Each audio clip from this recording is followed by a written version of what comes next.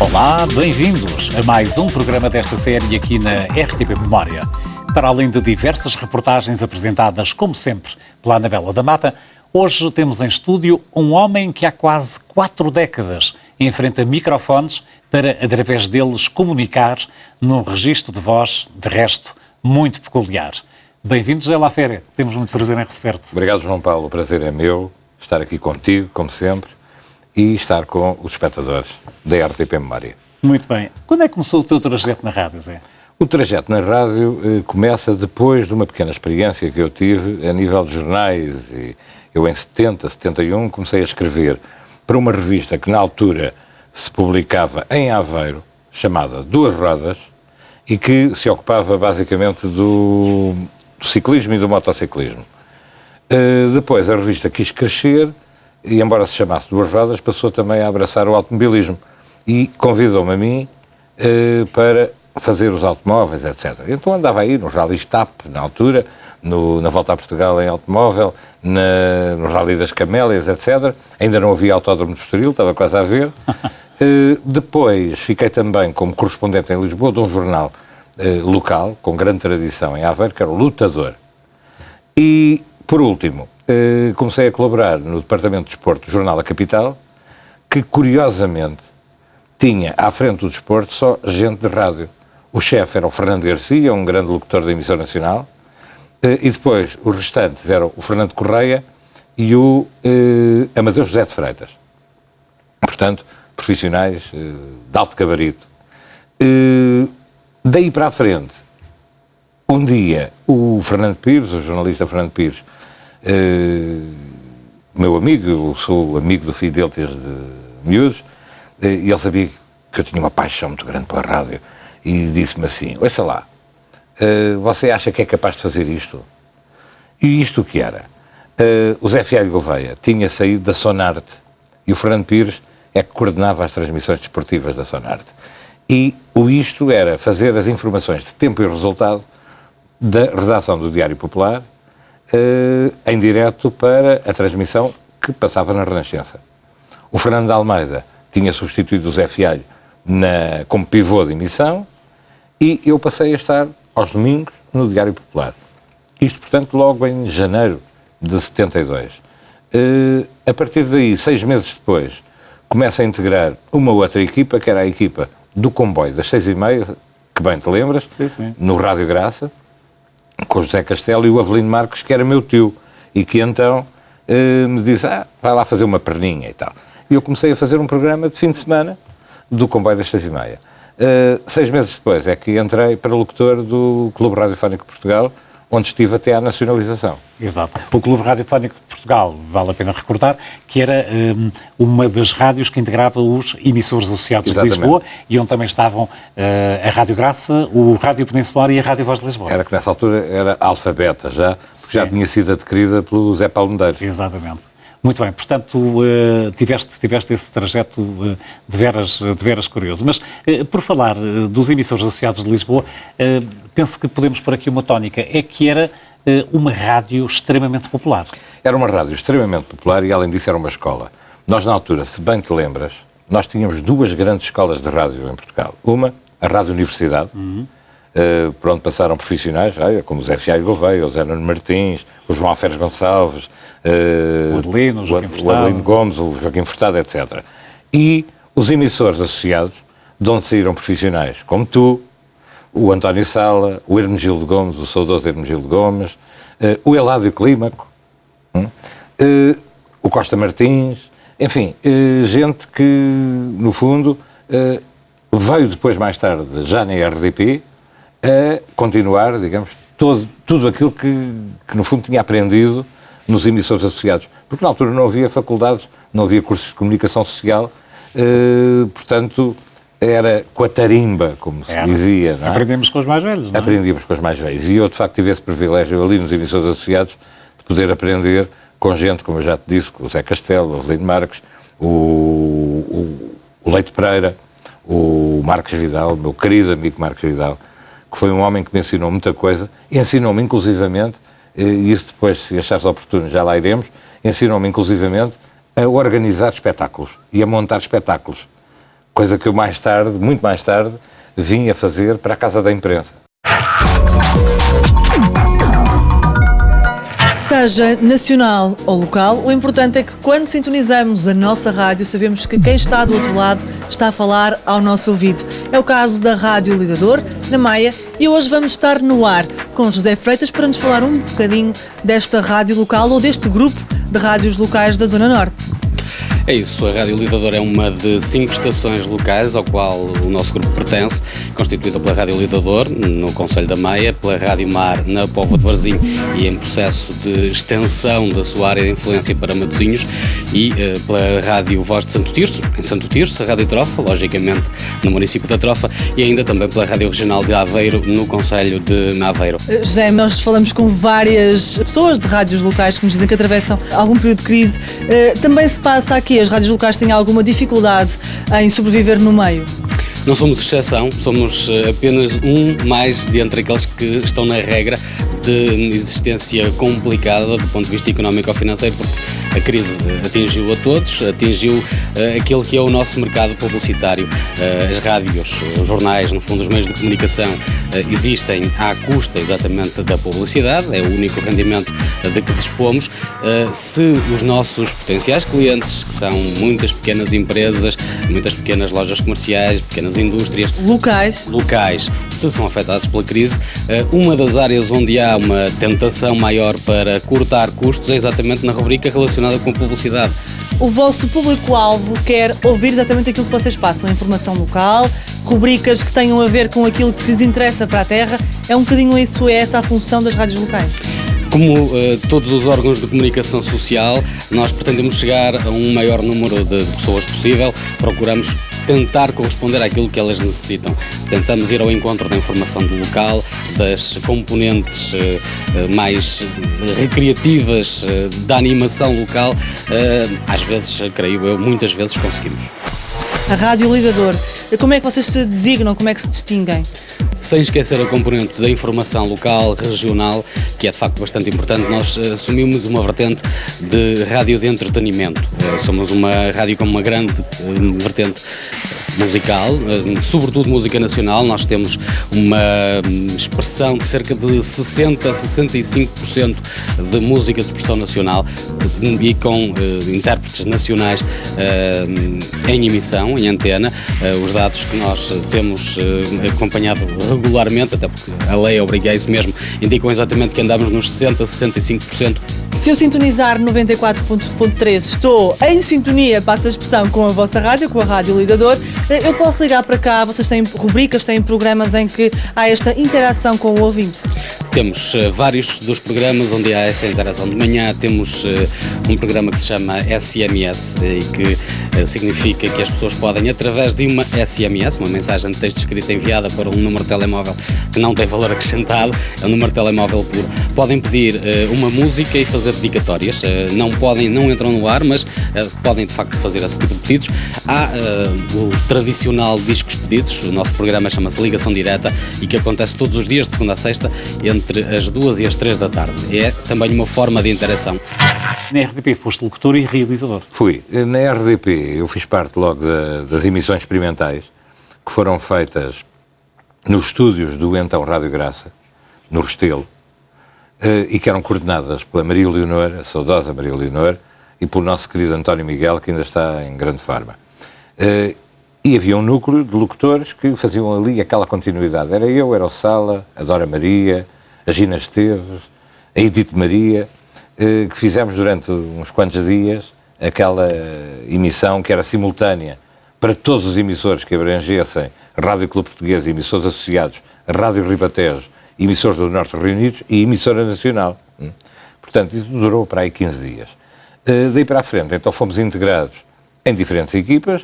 Eu fui para o Calhas, ser dirigido também por um grande amigo e por um grande homem de rádio, que foi o Zé Matos Maia, e tendo depois como diretor de programas, uma espécie de diretor-geral, outra figura indiscutível da rádio portuguesa, o Igrejas Cairo, que foi um homem que teve um papel fundamental naquele período. Foi um período muito complicado da sociedade portuguesa. Existiam muitas animosidades, porque este é de direita ou até de esquerda, este é de partido A, este é de partido B. Era a aprendizagem da democracia. Exatamente. Altura, não é? E o Igreja Esqueiro conseguiu pacificar completamente a RDP, dando trabalho por igual a todos, viessem de que lado viessem, Claro. E pacificou completamente. Teve um papel, eu diria, para além de profissional, a nível político, de grande interesse naquela E é altura. assim que deve ser, não é? E é assim Há que deve espaço ser. para todos, as Exatamente. ideias ficam à porta, Como é óbvio. ou devem ficar. Como é óbvio. Devem ficar. Aliás, há pouco falávamos do Marcos Vidal, ele dizia isso muito. Ele, por exemplo, entrevistava um artista de direita hoje e amanhã entrevistava um artista de esquerda, por hipótese. E ele dizia, mas é bom ou é mau? São bons ou são maus? São bons e tal. Então não me interessa. A política deixa no tapete à porta. Não, e é isso. E é isso. Olha, Zé, nos anos 80, creio que tiveste uma incursão pelo mundo da publicidade. Foste diretor criativo de uma agência. Fui sócio dessa agência. Sim, mas perdoa que te interrompa. De uma forma sucinta, em que moldes é que pode ser feita uma campanha de publicidade para a rádio? Como é que isso se desenha? Porque é para um meio de comunicação que se chama rádio. Sim, mas eu naquela altura fazia, por exemplo, as campanhas para todos os meios. Portanto, Claro. funcionava como uma agência normal, não é? Que tinha a publicidade de jornais, a publicidade de revistas, de televisão e de rádio. A publicidade para a rádio, no fundo, insere-se, e depende muito, lá está, do cliente, e da capacidade financeira do cliente, porque se for um cliente que, por exemplo, também aposta em televisão, também aposta em jornais, em revistas, Claro, etc. são outros custos. Não só os custos. Digamos que a campanha tem que girar toda em torno de um fio condutor Claro. comum. Quando o cliente só aposta, por exemplo, na rádio, tem que se conceber uma campanha que vise fundamentalmente o ouvinte de rádio, que é completamente diferente do espectador de televisão ou do leitor de jornais. Não é? Claro. Concretamente, tu emprestaste ao longo dos anos, emprestaste a tua voz a diversas campanhas de publicidade. É difícil... E ainda empresto hoje, às vezes. Ainda emprestas? Ótimo. É difícil ler um spot de publicidade para a rádio? Aquilo não é chegar lá, blá, blá, blá, já está. Exige algumas coisas, não é? Eu penso que exige, no fundo, aquilo que a rádio toda ela exige, que é sensibilidade. Um spot de rádio, mas não é do que um texto. Texto que tu lês e adequas, de acordo com a tua sensibilidade, àquilo que tu julgas ser a realidade. Mas tens que interpretar esse Tens texto, que não é? interpretar esse texto. Tens que o sentir minimamente. É um dos segredos para ler publicidade para a rádio? Eu penso que um dos segredos pode ser esse. O outro segredo é ter a capacidade de ler o spot dentro do tempo. Que esse é fundamental. Porque tu, muitas vezes, tens um spot de 20 segundos que tu olhas para o texto e dizes, bem, mas este texto só em 30 segundos é que eu consigo ler. E depois, na prática, vais ter que o meter em 20 segundos. Não é? Portanto, essa é a habilidade do artista, digamos.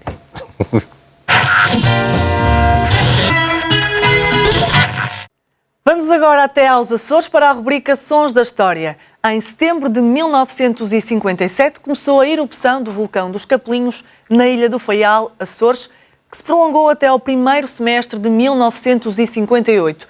E é essa notícia, transmitida pela rádio, que vamos agora recordar. As cinzas e a escória que formam o nosso piso começam francamente a aquecer. É um calor de fornalha que vem do cimo do monte atrás do qual está a cratera principal.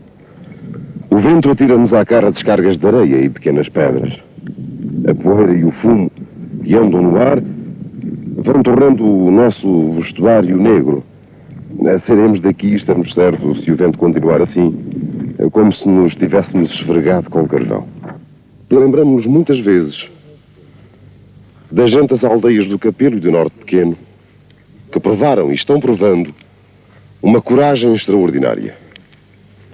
É preciso sentir como nós o estamos sentindo neste momento, na carne, este ambiente, este chão, este negrume que entra na alma, o contacto direto com este vulcão, para nos sentirmos vítimas de qualquer coisa devastadora e aterrorizante, para dar valor aos homens que suportaram os piores momentos.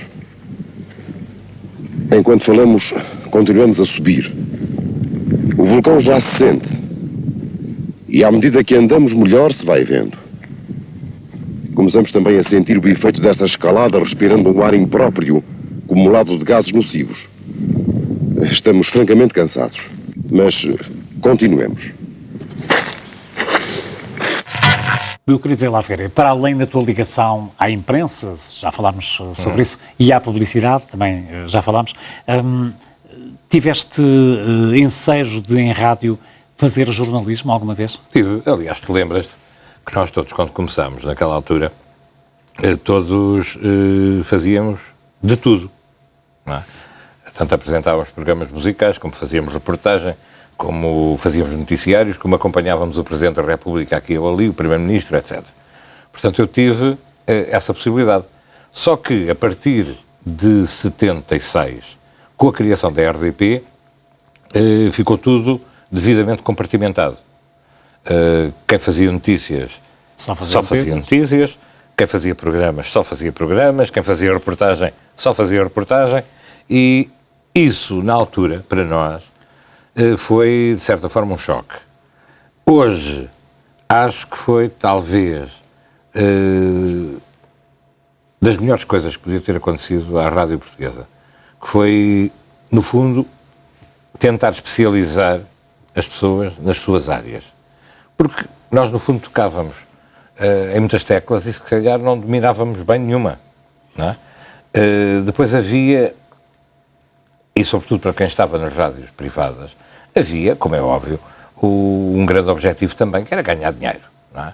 E, como bem te lembras, a programação das rádios estava maioritariamente entregue a produtores independentes, que acabaram exatamente na altura da nacionalização. Isto em termos das rádios que depois englobaram a RDP. A Renascença depois ainda teve alguns produtores independentes durante alguns anos, e depois foi acabando também com essa situação. Lá está. Se havia, de facto, bons produtores independentes, se havia, nós podíamos recordar aqui, sei lá, desde os Pardiantes de Lisboa, que tinham um trabalho específico, e esses foram os únicos, se bem te lembras, que continuaram, até praticamente acabar. Não é? Há uma dúzia de anos atrás. Exatamente. Os Pardiantes foram os únicos que continuaram, porque o trabalho deles, só eles é que o podiam fazer. Agora, tivemos grandes produtores independentes. Estou-me a lembrar, por exemplo, do próprio Marcos Vidal, que foi um grande produtor independente, o João Martins, que foi um grande produtor independente. Estou-me a recordar, por exemplo, do Jorge Gil, do Em Órbita, que foi dos mais duradouros produtores independentes. O Gilberto Cota, no Rádio Clube. Gilberto Cota com o Talismã. Exato. Enfim, houve uma série de grandes produtores independentes. Mas já agora, Zé, desculpa interromper-te, só para dizer, na altura da nacionalização da rádio, quando foi, digamos, essa especialização, quem faz reportagem só faz reportagem, quem faz informação faz informação, quem faz programas só faz programas, tu acabaste de alguma forma por optar pela parte de programas, foi isso? Na altura, eu sempre tive uma grande paixão por música. Na altura, eu pareceu-me ser aquilo que mais se adequava comigo. Primeiro, pelo gosto pela música. E depois, pela tal confusão, perdoe-se uma expressão, pela tal bagunça que existia na altura a nível político. Eu, aqueles últimos meses em que tinha feito informação também nos emissores associados, desgostaram-me. Eu estava triste com a sociedade portuguesa. Não era bem aquilo que eu queria. Eu achava que o 25 de Abril, quando foi feito, não era bem para fazer aquilo, não é? E quando aparece a oportunidade de eu poder optar minimamente e poder ficar ligado à produção, portanto ligado a um programa,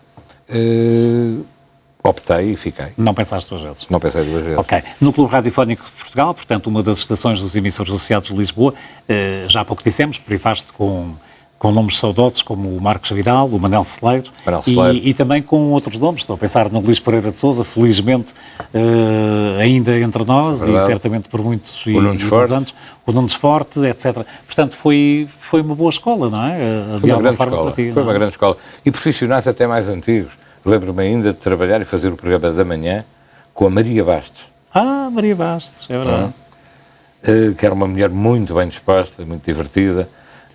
A Maria Ema, que também trabalhava simultaneamente no Rádio Clube Português e no Radiofónico. Havia gente, de facto, de muita qualidade, e sobretudo qualidade humana. Havia gente muito bem formada, e isso é muito importante. Aliás, quando estamos a falar dos emissores associados, também não podemos esquecer o Aurélio Carlos Moreira, que teve um papel muito importante, sobretudo na Rádio Peninsular, e foi um dos primeiros responsáveis de um programa que depois tu fizeste durante muito tempo, foi o 180, não é? Que foi um programa premiadíssimo, na altura. Aliás, numa fase difícil, porque a concorrência era grande. Tinhas a 23ª hora na Renascença do João Martins, tínhamos o PBX, produzido pelos Pardiantes, com o Zé Fialho, o Carlos Cruz e o início quase do Zé Nuno Martins. Exato. Portanto, era uma concorrência fortíssima e foi um programa altamente premiado. Era, de facto, uma grande escola. Entra em nossas casas para nos dar as notícias e está mais habituado a entrevistar do que a ser entrevistado. Mas vamos surpreender José Alberto Carvalho. Queremos que ele esteja no ar connosco. Isto porque também tem algumas histórias relacionadas com a rádio para nos contar. É verdade, José Alberto, também tem um bichinho da rádio. Comecei na rádio. A rádio permitiu a minha descoberta com os processos de comunicação de massas.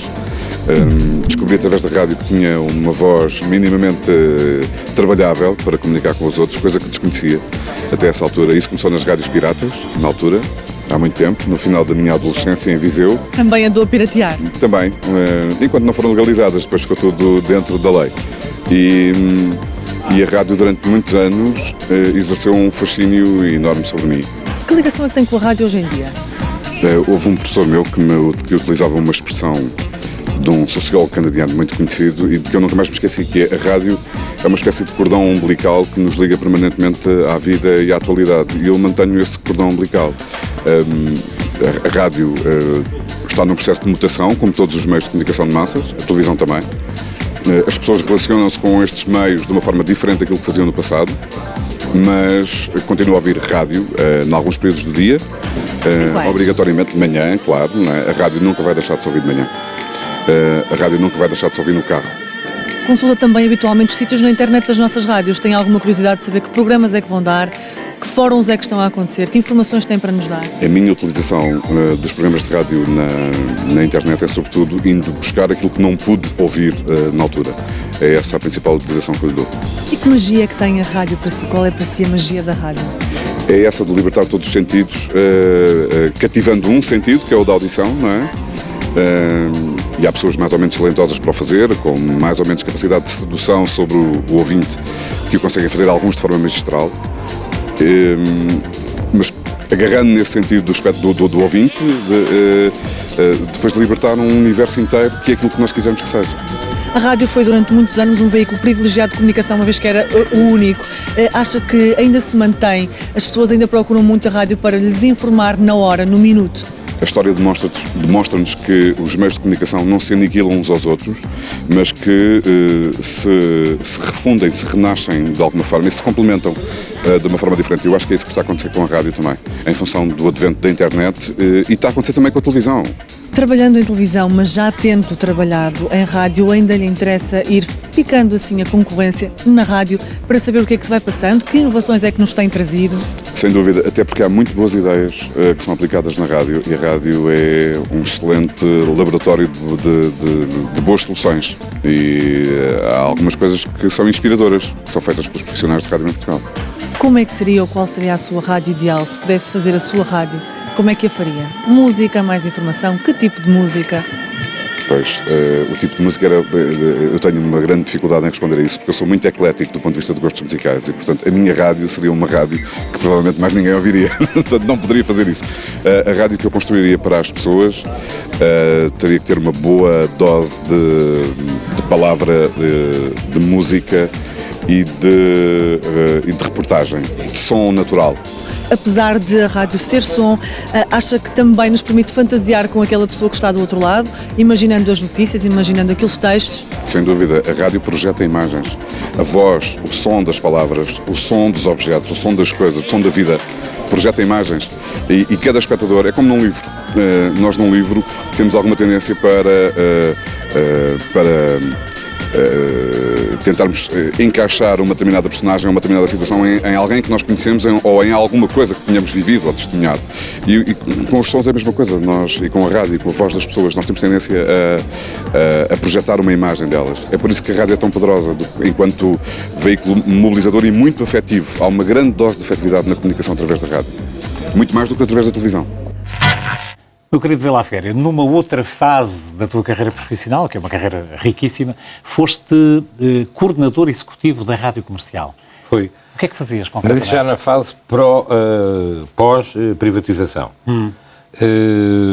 Na altura, portanto, aliás eu tive, e esse é um dos prazeres que eu tenho, tive o prazer de cofundar a RDP, cofundar a Rádio Comercial em 1979 e agora mais recentemente em 2008 cofundar a Rádio Sim do Grupo Renascença. Naquela altura do período imediatamente a seguir à privatização, foi também um período conturbado. Foi um período que envolveu um despedimento coletivo, foi um período que, no fundo, afastou muitos dos nossos companheiros de muitos anos, não é? Mas, nessa altura, a equipa era liderada ali na Sampaio Pina pelo Rui Pego, que nomeou 2 coordenadores executivos. Um para a chamada Onda Média, que não era só Onda Média, era a Onda Média e os emissores de FM do Correio da Manhã Rádio. Portanto, era uma boa rede FM. E um coordenador para o FM estéreo. Eu fui o coordenador nomeado para a Onda Média e o Rui Morrison para o FM estéreo. Não foi um período fácil. Foi um período muito complicado, porque a casa lutava com dificuldades financeiras muito grandes e nós todos os dias tínhamos que inventar fazer mais não sei quantas omeletas sem ovos. Não é? O que era, por vezes, muito complicado. E por muito que a pessoa puxe pela cabeça, torna-se às vezes muito, muito limitado. Tens algum episódio curioso dessa fase em que estiveste como coordenador executivo da Comercial? Nessa fase, tenho outros episódios curiosos. Nessa fase, como te digo, não foi uma fase muito propícia a grandes episódios, porque também não se fazia muita coisa. Foi, de facto, uma fase que eu penso de um certo declínio daquela casa e não foi uma fase muito, muito famosa. Agora, tenho episódios curiosos, por exemplo, olha, logo no início da Comercial, ainda no tempo da RDP, em 1979, o João David Nunes, que liderava toda aquela equipa, não é? E era, de facto, uma grande equipa. O Júlio Isidro, por exemplo, o Jorge Lopes, a Maria José Moperran, o Jorge Pego, o Marcos Vidal, a Dora Maria, o Fernando Quinas, o Zé Freire, era de facto o Zé Ramos, o Adelino Gonçalves, era de facto uma grande equipa. E lembro-me que nós arrancámos em março e no final de março havia o Rally de Portugal. A Rally de Portugal que o João David Nunes traçou, que era um dos objetivos para nós começarmos, digamos, a caminhada para a liderança que atingimos. Bem, e então o quartel-general estava montado no Hotel Estoril Sol e vai para lá uma equipa enorme. Vou eu, vai o Júlio Isidro, vai o Jorge Pego, vai o Jorge Lopes, vai Manel Bravo. Uma equipa fortíssima para fazer a cobertura do Rally. Sim, mas espera, e para além daqueles que tínhamos no terreno, na estrada, a acompanhar as etapas, etc. Ali era, digamos, o ponto de coordenação e era o ponto onde se ia fazer a etapa final, Sintra. Qual não é o nosso espanto quando, na véspera de irmos para Sintra, verificamos que o concorrente direto, que era a Renascença, tinha montado, por exemplo, já não me lembro o número certo, mas vamos supor, 14 ou 15 pontos de reportagem com linhas, etc, etc. E nós tínhamos 4. Fomos de manhã fazer o percurso e tal, o reconhecimento, e o que é que concluímos? Que íamos levar uma sova da concorrência brutal, não é? Então, o bom do Manel Bravo, que era um homem, um radioamador, um macanudo, lembrou-se, teve uma ideia brilhante, e diz, mas isto resolve-se já.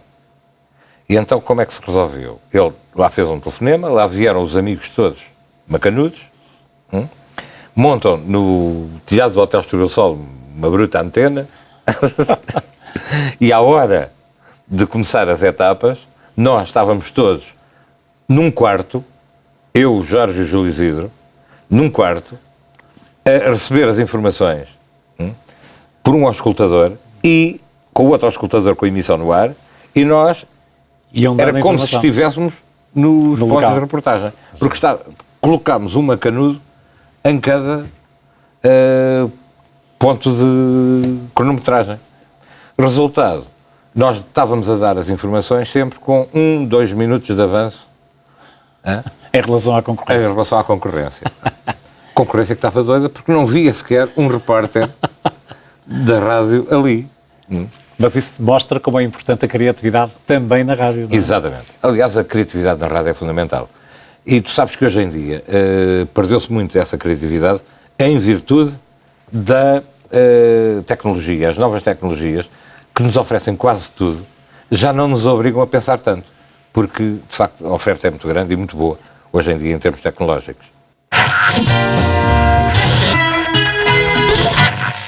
Na rubrica Rádio.pt já é hábito uma viagem pelos sítios na internet das nossas rádios. O conteúdo online não se esgota naquilo que mostramos, mas desperta a curiosidade. Ficamos a conhecer os conteúdos, a programação e os rostos que animam a emissão. Vamos agora até aos Açores, até à Rádio Horizonte, de longe, mais rápido, disponível através do sítio na internet em www.horizonteaçores.com. A página desta rádio é bastante simples e prima pela informação, pelas notícias. Uma das funções das rádios locais é estar mais próximo do ouvinte, fazendo com que, através dos seus sítios na internet ou através da emissão que ouvimos no nosso carro ou em nossa casa, possamos estar a par de todos os eventos que vão acontecer na região. E aqui está, isso não é exceção na Rádio Horizonte Açores, e aqui estão os eventos que vão acontecer. A emissão online também está disponível no sítio da internet da Rádio Horizonte Açores e dá-nos também a informação sobre as frequências na Ilha Terceira e São Miguel.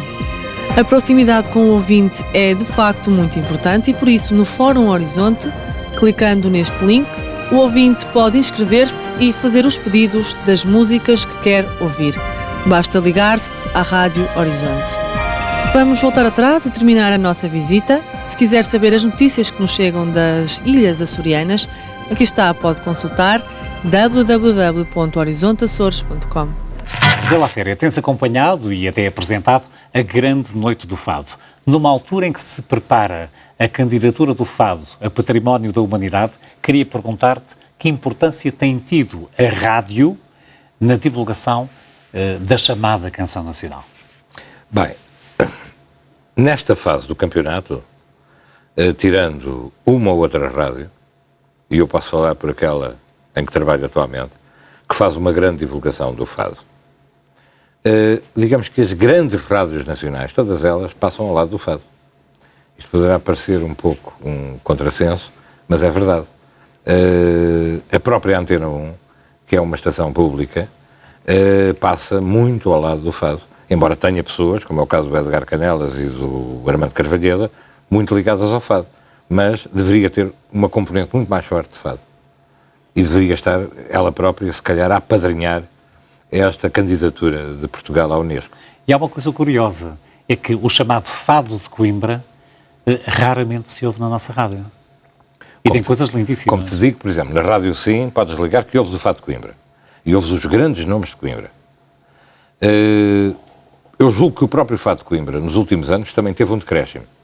Teve, de facto, as fases douradas que começaram com o Dr. António Menano, com o Dr. Edmundo Tencourt, depois a fase de José Afonso, Luís Góis, Adriano Correia de Oliveira, Fernando Machado Soares, etc., Fernando Rolim e tantos outros, mas a juventude ligada ao Fado de Coimbra não vejo como via aqui há uns anos atrás. Portanto, achas que a rádio, no seu todo, passa um pouco ao lado, para usar a tua expressão, passa um pouco ao lado do fado?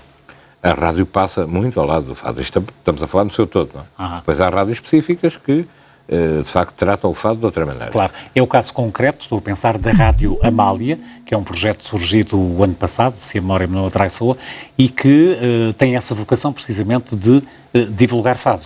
Exatamente. É uma rádio temática, portanto, é uma rádio específica. No caso, por exemplo, da Rádio Sim, não, porque passa também música portuguesa, sim, que não seja apenas fado, mas passa muito fado. Mas a vocação da Rádio Amália é realmente o fado. É o fado.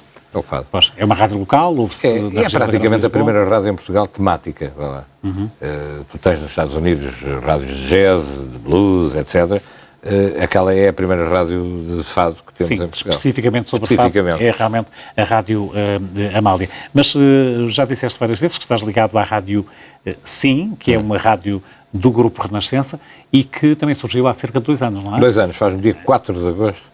2 anos. Muito bem, é a Dina Isabel que está a dirigir. É a Dina Isabel que está a dirigir. E tu tens ali responsabilidades, além de locutor e apresentador e realizador. Tem em relação à música. És o coordenador musical. Sim. Isso significa que és tu que escolhes a música para a Rádio Sim? Não. Eu dou os meus palpites, não é? Em relação a algumas coisas. A Dina também dá alguns palpites, como é óbvio. E há estudos que são feitos periodicamente sobre o nosso público e os gostos desse público. Estudos feitos cientificamente, com cabeça, tronco e membros, que levam as pessoas a votar, inclusivamente, em determinados temas musicais, de uma longuíssima lista, e por aí nós podemos aferir um pouco do auditório que, no fundo, pretendemos servir. Mas todos os dias se mete ali música, porque há coisas, ainda por cima uma rádio que cobre os anos 40, 50, 60, 70, e já entra na década de 80, tens ali quase 50 anos de música para meter. Há muito para onde escolher. Não? Há muito para onde escolher e tu não te lembras de tudo. Às vezes vais no carro e dizes, olha, aquela música entrava ali tão bem. No dia seguinte vais metê-la, percebes? Portanto, isso passa um bocado pelas funções que desenvolves na Rádio Sim. Exatamente. Portanto, é caso para dizer, como se ouve nos slogans da Rádio Sim, assim sim. Assim sim. Olha, a Rádio Sim tem a particularidade de emitir em FM, na região da Grande Lisboa, e também em onda média a nível nacional. A Rádio Sim emite em FM para vários pontos do país. Tem vários emissores de FM espalhados pelo país, não apenas emissores da rádio, mas algumas parcerias com rádios locais, e tem toda a rede nacional que era da Rádio Renascença e que neste momento pertence à Rádio Sim. Portanto, tem uma cobertura muito, muito, muito vasta. E a receptividade do público? Ótima. Temos vindo, felizmente, a subir de trimestre para trimestre. Neste momento já estamos no top 10 das rádios portuguesas, o que, para uma rádio que tem quase 2 anos, é muito bom. Lá está, é uma rádio que é feita com muito empenho, com muito trabalho, e que me está a dar um gozo muito particular, e vou-te dizer porquê. Porque voltei a encontrar um espírito de rádio nas pessoas, voltei a encontrar um espírito que já não encontrava há muitos anos. E que espírito é esse? É um espírito, tu tens ali 3 gerações claras, tens uma geração menos jovem, em que estou eu, está o Jorge Peixoto, está o Aurélio Carlos Moreira, tens depois a Dina, que é aquilo que podemos chamar a geração do meio, e temos finalmente a geração dos jovens e das jovens, empenhadíssimos, gente que se habituou a gostar até daquelas músicas, sendo rapazes e raparigas com 20 e poucos anos, e que têm de facto um espírito que garante uma unidade muito grande àquela rádio. É o amor à camisola? É o amor à camisola.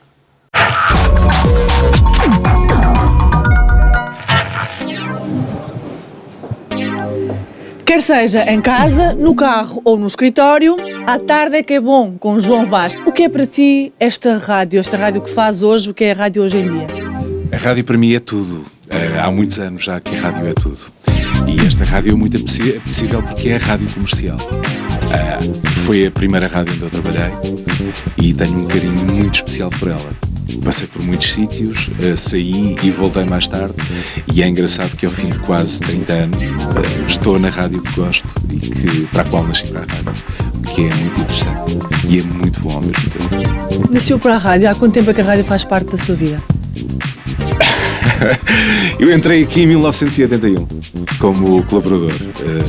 Portanto, já faz parte da minha vida há 29 anos. João, as emissões regulares da rádio já duram há 75 anos. Sim, mas eu não tenho essa idade. Eu sei. Onde é que estava quando... estou a fazer rádio. Onde é que eu estava? Eu comecei a ouvir rádio desde muito miúdo. Ouvia com a minha avó as emissões onda média, depois houve a descoberta do FM. Eu comecei por ouvir o Dois Pontos, do Jaime Fernandes e do João David Nunes. Eles passavam discos inteiros. Eu, na altura, gostava muito e continuo a gostar de música eletrónica, e ouvia assim umas coisas muito estranhas, desde o rock alemão que eles passavam. Depois descobri o rock em stock. A rádio sempre me acompanhou as fases todas da minha vida, da minha adolescência, de como adulto mais novo, e depois passei para o António Sérgio. Eu sempre fui uma pessoa muito ligada ao underground. Depois, mais tarde, minha paixão pela música era de tal maneira que comecei a ser DJ, e tinha um núcleo de amigos, e foi a partir daí de ser DJ que me convidaram para vir para a rádio. Tive 3 anos aqui na Rádio Comercial como colaborador da rádio e do programa, concretamente, até que depois houve outro salto. Fui para abrir o FM da Rádio Renascença, na altura Rádio Renascença FM, quando se deu a separação. Mais tarde fui fundador da RFM. Depois da RFM saí para ir para uma rádio pirata, que foi o projeto mais engraçado da minha Rádio vida. Pirata, João. Sim, Correio da Temos Manhã aqui Rádio. O Correio da Manhã Rádio, quando abriu, era uma rádio pirata. Estava-se a dar o boom das rádios piratas. Houve uma pessoa extraordinária, o Carlos Barbosa, na altura diretor e dono do Correio da Manhã, que resolveu criar aquele projeto, onde apareceu por lá o Nuno Marco, o Pedro Ribeiro, tanta gente da comunicação, da televisão, a Catarina Furtado, muita gente. Eu acho que do melhor que há daquela geração passou pelo Correio da Manhã Rádio. Foi uma escola incrível. E onde é que houve rádio? Quando não está a trabalhar, nós queremos saber se também houve rádio. Ouço rádio no carro, essencialmente. Em casa ouço muita rádio estrangeira, a Radio One, principalmente porque ouço alguns programas mais periféricos. A rádio é importante ainda para estas novas gerações? Eu tenho 3 miúdos, 2 mais velhos não ligam muito à rádio. O mais pequenino, curiosamente, ouve só rádio. Não vai à internet ouvir música, ouve música no rádio. E quando está na internet, ouve a rádio dele, não vou dizer qual é, na internet, o que é extremamente engraçado. Eu acho que a rádio tem toda uma capacidade que os iPods não têm, que tem vida. À tarde é que é bom? À tarde é que é bom. E quem diz isto é Sofia Moraes, com uma voz lindíssima que nós temos cá na rádio, das vozes mais belas da rádio. À tarde é que é bom, com o João Vasco. Mas a Sofia faria isto muito melhor, o resto faz muito melhor. Corta! Você, tens alguma coisa a ver com a playlist da rádio onde trabalhas, a Rádio Sim? Tenho. Quando estávamos a falar há pouco da coordenação musical, tem a ver com a introdução de músicas no sistema informático, que no fundo garante a playlist. Não é? Exato, ok. Não achas que a playlist descaracteriza um pouco quem está a apresentar um programa? Eu vou-te dizer, a playlist deve ser entendida e deve ser encarada como como material de trabalho. Portanto, deve ser um material, eu diria, fundamental. Sobretudo numa rádio com aquelas características. E vou-te explicar porquê. Tu, quando tens uma jovem ou um jovem com 20 ou 22 anos, que provavelmente não sabe quem foi o Fred Astaire, e tu vais passar o Fred Astaire, muitos não sabem quem foi, se calhar, não digo o Frank Sinatra, porque acho que isso toda a gente sabe, mas até mesmo os artistas portugueses, sei lá, o Luís Pissarra, o Domingos Marques, que são figuras que nos dizem muito a nós e que lhes têm de ser, de certa forma, explicadas a eles, o que é normal. Não é? Ora, eles nunca, se fossem escolher música, eles nunca iriam escolher aqueles artistas que são fundamentais daquela rádio. Portanto, é natural que esses artistas lhes apareçam e que eles se habituem também a conhecê-los e ouvi-los. Não é? Por outro lado, isto não limita em termos criativos, porque se tu quiseres fazer um programa de autor, as músicas que lá vão aparecer são aquelas que tu vais precisar para o teu programa de autor. Percebes? Por exemplo, o programa dos fados, que eu tenho aos sábados e domingos, à noite, é um programa com uma lista feita por mim semanalmente. Exatamente porquê? Para que não haja repetições de fados que passaram há 1 hora atrás, ou há 2 horas atrás, etc, etc. Portanto, a playlist eu entendo-a como uma ajuda, naquele caso específico, como uma ajuda. Noutros casos, poderá limitar, em alguns aspectos, a criatividade dos profissionais. Naquele caso, eu penso que é uma ajuda muito preciosa. Ok. Concordas que existem poucos programas de autor na rádio em Portugal? Muito poucos. Contam-se pelos dedos, não é? E é pena. É pena. Mas nós hoje, quando falamos de programas de autor, eu penso que estivemos durante um determinado período mal habituados.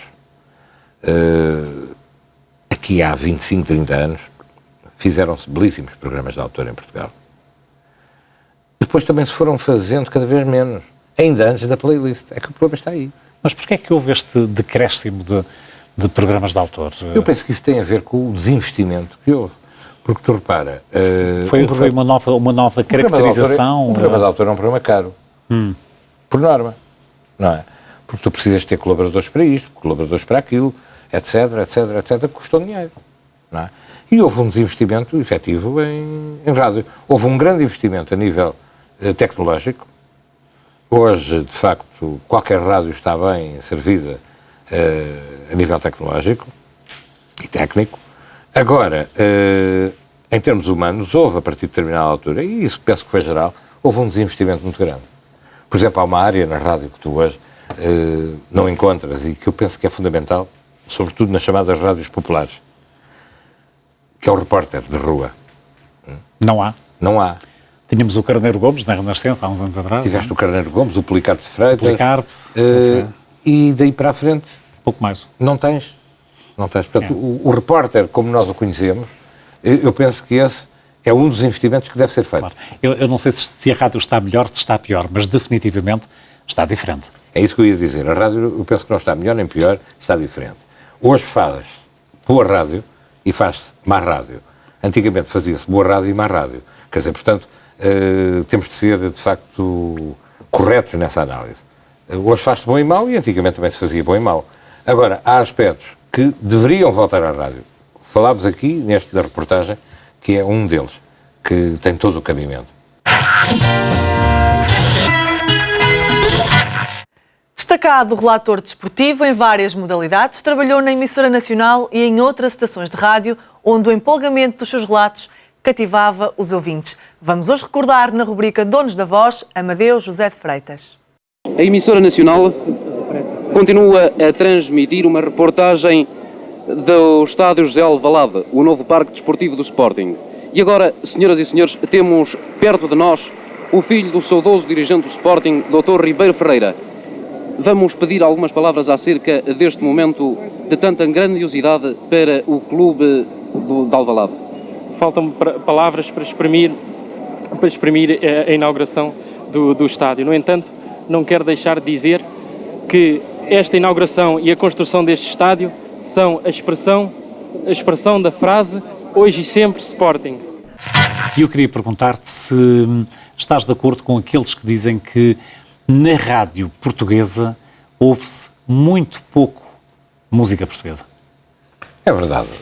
Na rádio portuguesa, embora neste momento, lá está, existam já algumas rádios que estão a apostar, e tu já falaste aí da Rádio Amália, eu posso falar da Rádio Sim, há outras rádios que estão a apostar claramente na música portuguesa. Mas, mesmo assim, ficamos muito aquém daquilo que, por exemplo, os nossos vizinhos espanhóis têm. Em Espanha passa-se música espanhola em quantidades industriais, não é? Elevadíssima porcentagem. Exatamente. E nós não, nós estamos muito aquém. E é pena. É pena porque, por um lado, era um grande estímulo para os compositores e para os intérpretes, sobretudo os mais jovens, num período ainda por cima em que o mercado discográfico está de rastros. Penso que era um contributo muito importante para promover, como digo, sobretudo os mais novos. Mas pronto, é o cenário que temos. Atribuis algum fator em especial o facto de realmente a rádio em Portugal tocar pouca música portuguesa? Lá está. Há fenómenos que hoje em dia não se explicam apenas com uma explicação simples. As rádios hoje encomendam os seus estudos de audiência a grandes empresas internacionais que chegam aqui e traçam um plano para aquela empresa. Quer atingir este objetivo ou aquele ou o outro. Traçam e dizem, é isto. Só que muitas vezes são empresas que vêm da Alemanha, que vêm dos Estados Unidos, obviamente com um desconhecimento profundo, quer da música portuguesa, quer da própria sociedade portuguesa. Portanto, com figurinos próprios que funcionam Exatamente. noutros países, mas que aqui, aparentemente, não funcionam, não é? E a prova vê-se que quando tu arrancas com um projeto em português, e sobretudo se for um projeto bem feito, é um projeto à partida com êxito garantido. Agora, depois segue-se uma coisa que muitas vezes eu já tenho ouvido, até profissionais dizerem isto, isto é muito complicado porque hoje uma pessoa sintoniza aqui ou ali e as rádios são todas iguais. É um pouco isso, porque no fundo acabam por estar muito espartilhadas em relação aos estudos que os tais consultores fornecem, e são, como digo, consultores de empresas externas, alemãs, francesas, inglesas, americanas, sobretudo, não é? Que depois dizem o que funciona é isto. Pronto. E compra-se a ideia assim. Compra-se a ideia assim. Ok. Sr. Laféria, se amanhã um jovem aparecer à tua frente a dizer que quer seguir uma carreira na rádio como locutor, por exemplo, o que é que lhe vais dizer? Tem mas és beso, ou vais dizer outra coisa? Não, é assim.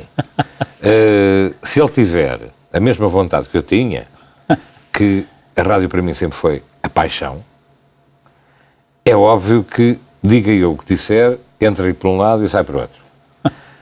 Agora, se ele pensar bem, pela cabeça dele, há de perceber que é mesmo maluco. Porque, sobretudo hoje em dia, é uma profissão muito complicada. Muito complicada. E é pena. Pois. Olha, só para fecharmos, queria-te pedir que nos contasse assim uma bronca. Há imensas broncas na rádio, não é? Na história da rádio. Conta-me assim uma história dessas para fecharmos a emissão de hoje. Olha, vou contar-te uma bronca. Mas queres-me uma bronca ou queres uma história mais ou menos engraçada? Uma bronca, uma história engraçada, como quiseres. Nós tínhamos um colega que... Temos meio minuto, desculpa. Meio minuto? Então é muito simples. Tu lembras das bobines? Sim. E tínhamos um colega que convencemos, tinha entrado como operador, como técnico para a rádio, e nós convencemos-lo que a bobine, quando fosse utilizada, ele depois tinha que a apagar. E então convencemos-lo, naquele corredor de quase 100 metros da Sampaio Pina, que ele tinha que ir esticando. E assim foi. Quando o diretor chegou, que era o João David Nunes, estava o desgraçado já a meio do corredor, com uma borracha, a apagar a fita magnética. Que maldade. Sr. Laféria, muito obrigado, foi um grande prazer ter Prazer foi meu. aqui com estas memórias que fazem parte da história da rádio em Portugal. Boa sorte para ti e sobretudo para esse projeto em que estás envolvido. Muito obrigado, na João rádio, Paulo. sim. E até sempre. Muito obrigado, um grande abraço. José Laféria foi hoje o nosso convidado. Para a semana estaremos de volta e esperamos ter, obviamente, o prazer da sua companhia. Até lá.